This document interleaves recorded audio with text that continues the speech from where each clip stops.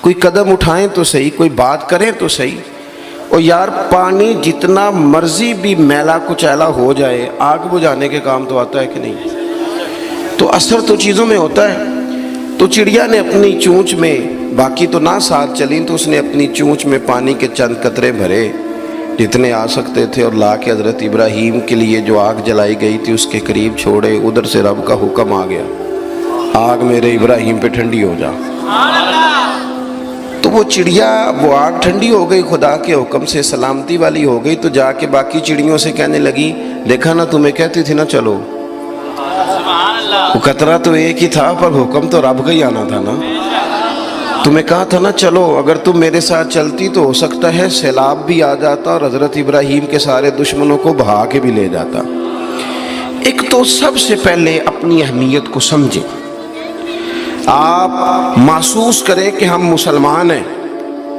مسلمان جو ہوتا ہے نا، اس کے ساتھ خدائی طاقت ہوتی ہے۔ نبی پاک صلی اللہ تعالی علیہ وسلم نے فرمایا دعا مومن کا ہتھیار ہے۔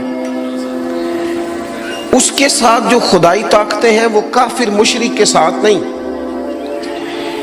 جب تک یہ سمجھ نہ لیتا کہ اللہ تعالیٰ کی طاقتیں، اس کا فضل میرے ساتھ ہے۔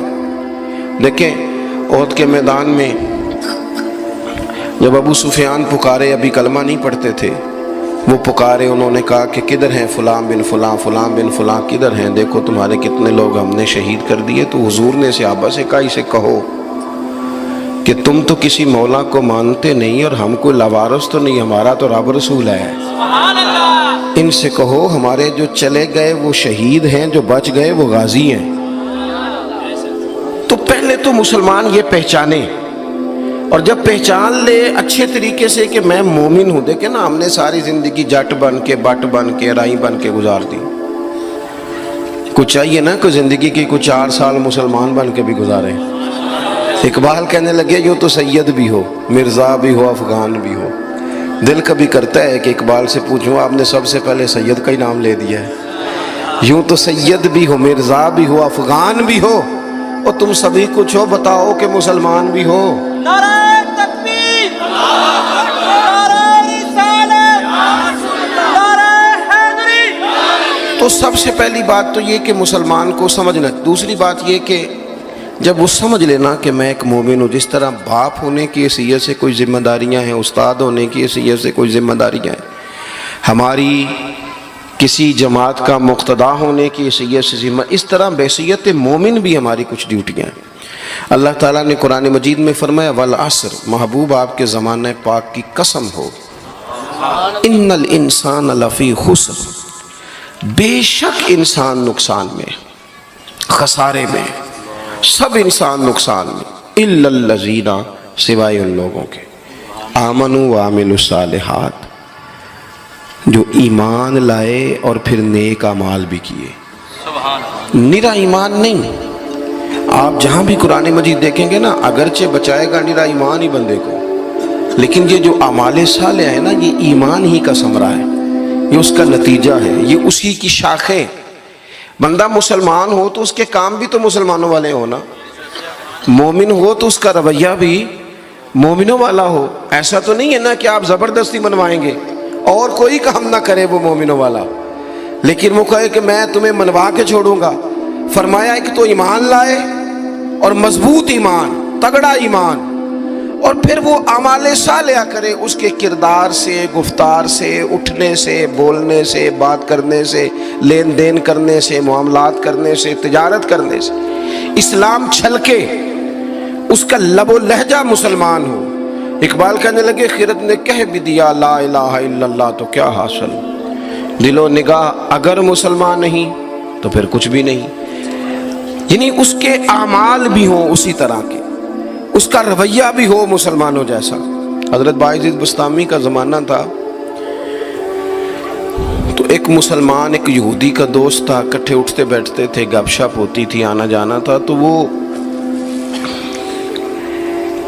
مسلمان اس یہودی سے کہنے لگا تیرا میرا یارانہ بڑا پرانا ہے، تو مسلمان کیوں نہیں ہو جاتا؟ تو اس کا دوست تھا، بے تکلف تھا، سجن تھا، وہ کہنے لگا یار میں نے دیکھے ہیں 2 اسلام، ایک اسلام وہ ہے جس پہ تو عمل کرتا ہے، اور ایک وہ ہے جس پہ حضرت باعزید بستامی عمل کرتے ہیں۔ تو میرے ساتھ ہر جگہ چلا جاتا ہے، جہاں تمہارے دین نے منع کیا وہاں بھی چلا جاتا ہے۔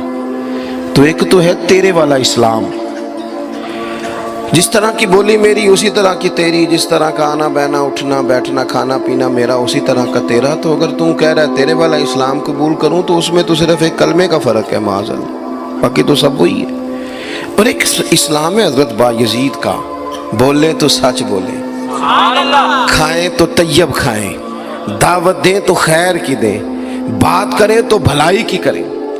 اگر اسلام وہ ہے جس پہ حضرت بایزید عمل کرتے ہیں تو پھر تو ان سے کہے مجھے دین کی دعوت دیں، ان والا اسلام میں قبول کرنے کو تیار ہوں۔ جب تک ہمارے مزاجوں میں ہم نہ زبردستی، جب آپ ناراض نہ ہونا، بعض دینی لوگ اسلام کو لبادے کا نام ہے، داڑھی رکھ لی پگڑی باندھ لی تو بس اسلام مکمل ہو گیا، جبر کریں گے، بعض دفعہ اس طرح کا لہجہ اختیار کریں گے کہ لوگ پریشان ہو جائیں گے۔ اور بھئی اسلام فقط ظاہری حلیے کا نام نہیں، آپ کو پتہ ہے عقیدہ اور نظریہ تو بات ہی ساری باطن کی ہے، آپ کے اندر دین کتنا ہے، آپ سچ کتنا بولتے ہیں، دیانتدار کتنے ہیں، حلال حرام کا فرق کتنا کرتے ہیں، اس سے آپ کے اسلام کا پتہ چلے گا۔ اس سے پتہ چلے گا کہ آپ کس قدر زیادہ مسلمان ہیں۔ صرف حلیے کا نام اسلام نہیں، میری بات کو یاد رکھیں۔ تو اللہ فرماتے ہیں کہ ایمان لاؤ، پھر ایمانداروں جیسے کام بھی کرو، اور پھر یہ نہیں کہ جس طرح کی ہوا ہو تم بھی ادھر کے ہو جاؤ۔ وَتَوَاصَوْا بِالْحَقِّ، تمہارا ایمان بھی ہو، اعمال بھی ہوں، اور تمہیں حق بھی کہنا آتا ہو۔ ہمارے ہاں لوگوں کا حق کہنا آتا ہے پر غریبوں کے بیچ میں جی ہمیشہ سچ بولنا کدے نال، ماڑے بندے نال، میری گل کھری کرنا بھی، تو کھری گل ڈی ایس پی دے منہ تے کری جا کے، تیرا پتہ لگے جی تو کھری گل کرنا ہے نا۔ دیکھو نا جی، آپ سارے لوگ مجھ سے پیار کرنے والے ہیں، میں جو مرضی کہوں آپ نے کہنا ماشاءاللہ، محبت سے ہیں نا آپ۔ مزہ تو تب ہے کہ ایوان اقتدار میں آپ جائیں، وہاں آپ سچ بات کریں۔ بہت سارے لوگ سچ بولتے ہیں دوسروں کے بارے میں، حالانکہ سب سے زیادہ سچ اپنے بارے میں بولنا چاہیے۔ لوگوں کے عیب چھپانے کا حکم ہے، وہ دنیا بیان کرتی ہے، اور اپنے لیے استغفار کا معاملہ ہے، وہاں لوگ دعویٰ نیکی کر جاتے ہیں۔ حق بات کی جائے، حق، اور یہ بات یاد رکھ لیں، جب آپ حق کے دائی ہیں پھر آپ کہیں میں سکون تلاش کروں، رات کو آرام سے سوؤں، دن کو موج سے کھاؤں، یہ ہو نہیں سکتا۔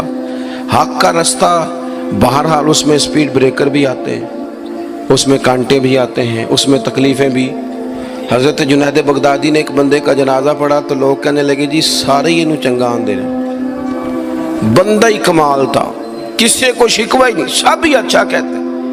حضرت جنید بغدادی فرمانے لگے اوہو غلطی ہو گئی، منافق کا جنازہ پڑھ لیے، یہ تو جس کے منہ پہ جاتا تھا اسی کا ہو جاتا تھا۔ آپ فرمانے لگے اگر سچی بات کرتا تو کچھ نہ کچھ مخالف بھی ہوتے۔